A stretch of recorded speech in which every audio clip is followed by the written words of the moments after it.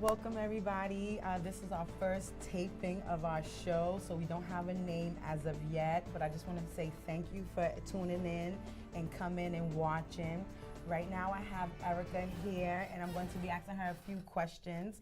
So the reason I have Erica here today is because she is what we call the plug in the community. She has the answers, she has the resources, and she has the tools available to give to you guys to be able to make that connection in the community. So I'm just going to ask her a few questions, and guys, you can comment and ask any questions too. We'll be taking questions from Facebook Live if you have any. So I just want to introduce Erica, and we have a live audience as well, guys.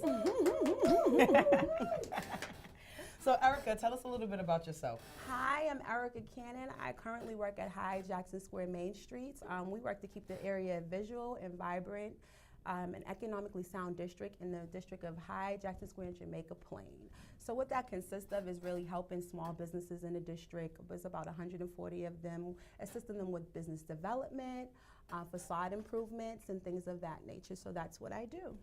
See? Okay, good. So, JP, for those who are not really familiar with Boston, can you give them a little bit information about JP and things like that? Sure. So Jamaica Plain is located in about maybe 10 minutes from Roxbury, right in Jackson Square, right? We're right in the middle of Jamaica Plain and Jackson Square. If you know of Center Street, well, we're right up Center Street. Our district runs from Jackson Square all the way up to where the 7-Eleven is. So that's pretty much our aspect and where we are. Okay. Yeah. So when you say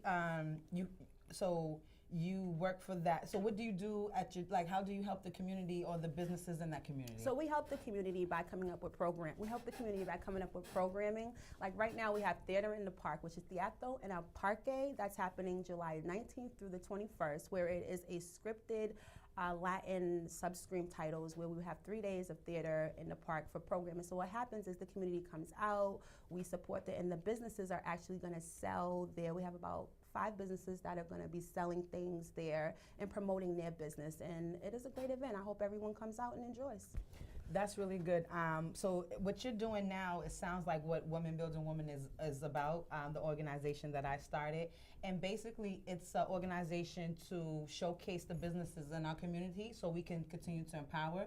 So, thank you. Yeah. So we can continue to empower to allow our dollar to recycle back into our community. So what you do for JP in their community, exactly what we're looking for to happen in our Boston community. So when we say community, we're talking JP is a part of our community. Yes. However, we're targeting more so Mattapan, Dorchester, Roxbury areas. Shout out to Roxbury. Shout out to Mattapan. Okay. I want to show love to South End Cathedral. Woo woo. So that's basically what we want to do as well. Again, to showcase those businesses, to empower our community, to allow our dollar to recycle back into our community. So that's another reason why we have Erica up here, because she is the actual face to show us exactly what that looks like and how that's done. There's so many people in our community who want to be able to do things but really don't know how to do them or what step or what direction to take. Sure. And that's where you come in as well, Erica, sure. to be able to show the people who have the need and have the passion to give them that guidance to be able to do so. Sure, and we work with businesses all the time in the district, like coming up with business workshop. We help with facade improvements. We help with all the things in the district so that the business can grow. It's all about promoting the businesses and making sure. And we also have a 4-point approach. So a lot of the time, volunteers really help us do the bulk of our work. We have a 4-point approach which consists of design, promotion, economic development, and organization. We use those tools to have committees maybe once a month to organize so that we can push those things in the community to help the community stay strong. Right. So we are really focused on keeping the area and Hyde and Jackson Square and Jamaica Plain a thriving district where the dollar is recycled. Right. You know? Right. So just like what Erica said, each one teach one. You can't get somewhere in life by yourself. Everybody needs somebody. Yes. So, by coming together in a community, utilizing our resources, then that way, what you learn, you'll be able to pass it on. What I've gained, I'll be able to pass on as well. Right. And then that's how we empower our community. Absolutely. Great. Absolutely. So, also too, I know your brother Jeffrey, he definitely has a basketball program, and I think that is a part of what we're talking about is now, you know, you do the part of the businesses in JP, and then Jeffrey, he has his Reach One, Teach One with the basketball program Absolutely. as well, right? So right now at the DeWitt Center, we have Teach One Basketball. Okay. Right now, my brother has come up with a program for ages, I believe, 14 to maybe 17 years old. And what he's doing is he's training them. My brother played All-American at RCC. He's taking these skills to teach kids in the neighborhood how to train and what it takes to come to that next level. And he teaches one child at a time. Right. That's going on right now. So if you want some more information, go to Teach One Basketball and get some information from there. Right. Thanks. Also, too, it's on if you check out my Instagram at Heavy Seri Ride, it's also posted up there as well. You can get additional information for the basketball camp. And the whole point of me bringing that up is because that goes hand in hand as far as what we're talking about for the nonprofit as Women Build a Woman, where our children are going to grow up into society to become adults, and we want to be able to teach them little tools to utilize that when they become older. So right now, most of our kids, when they get out of school, they really don't have the resources or the program to go to or something.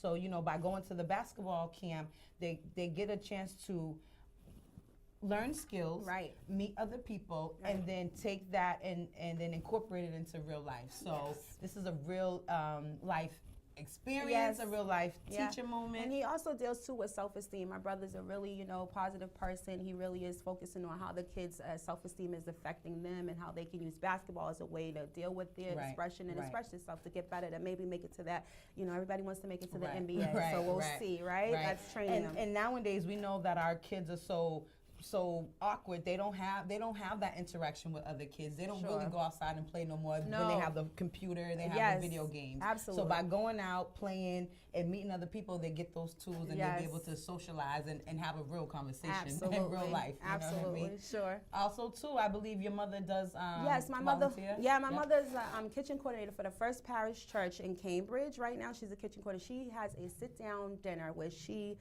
cooks for 100 homeless people at the First Baptist Church. So she always needs volunteers. Come on down and see. We feed them. And my mother believes that homeless people should have a experience. So they come in, they sit down, she makes sure the plate is wonderful, and they get that experience every Tuesday. Come down and see Tuesday Meals. First Parish Church, Pam Cannon, see ya. Also, too, Women Building Women will be teaming up with Miss Cannon, so we can come together in the community, so we can do more outreach as well. Absolutely, right. Do we have any questions from the live audience or any Facebook questions? Yeah, okay. I want to know, how do you see the future in the inner cities of Boston? Like, what do you see the inner city? What's your vision, like 10 years down the road, for the inner city youth of Roxbury or Dorchester or Mattapan? That's a really good question. What I would love to see for our city is kind of what I grew up in. I'm not that old, but I'm not that young as well. And what we grew up in was us as kids, we can go outside to play. We had a safe place to play, and we had a sense of community where you can go outside at 2 o'clock in the afternoon and not come home to 8 o'clock. But you built skills, you built friends, you learned how to interact with people. Right. So that's my goal for our children. I truly believe that our children can get back to that place to where they can have a safe place to call a community, where they can feel empowered, where they can feel that by walking down the street, they don't have to worry about looking over their shoulders and stuff like that. So that's my goal, to be able to bring that back to our community. I have another question. Yes. I would like to know, what is your favorite new addition song? Ooh. Can you stand the rain? Can you stand the rain? Because with good comes bad. That's a good one. I want to yours? say mine's is Candy Girl. I gotta love Candy Girl. And my 5-year-old loves Candy Girl. So yeah, that's it. All right. Do we have any questions on Facebook? Can we see? Do we have any? Okay, no questions. All right. Well, do we have a kind of open forum? Do you have any questions, or do you have any? So, as we do Women Empowering Women, I guess, what is your overall, is this going to be a continuous thing with the Women Empowering Women? What do you see Okay. further? So that's a great question. My ultimate goal is to have a resource center. As we talked about, that's a part of the goal in 10 years where children can have a place to play, have a place to learn, get some skills that they need to be able to grow into adults. Also, too, for the parents to be able to come during the daytime and get the tools that they need. Right. So that's the end goal. However, keep having events, to keep getting the word out there, to keep just making our presence felt in the community. Right. So we'll do that step by step. Again, we'll have different events to showcase the business. Also, to if there's any basketball events or whatever there's out there, we'll Spreading the information. yeah, Sure. we'll be out there that way Yeah. to be able to do that. Awesome. That sounds great. Yeah. I don't have any more questions. So I think that's pretty much it for right now. Again, thank you all for tuning in. This was very exciting for it to be the first show. Yes. I will. We're definitely open to feedbacks and suggestions. So definitely hit me up on my social media on Facebook. You can find me at Chevyonne Heywood on Facebook. On Instagram, I'm Heavy Chevy Ride. And my email address is ChevyonneHeywood81@gmail. That way you can send all your questions, concerns, or comments, or anything like that. If you want to be a part of the event, you can definitely reach me on those contact information as well. Erica, do you want to give out your contact information? Yeah, if you're interested in volunteering for any events, we are always looking for volunteers. You can reach me at erica@highjacksonsquare.org. We would love volunteers. If you live in Jamaica Plain and you want to be a difference in your community, come on by and see me. Thank you, guys.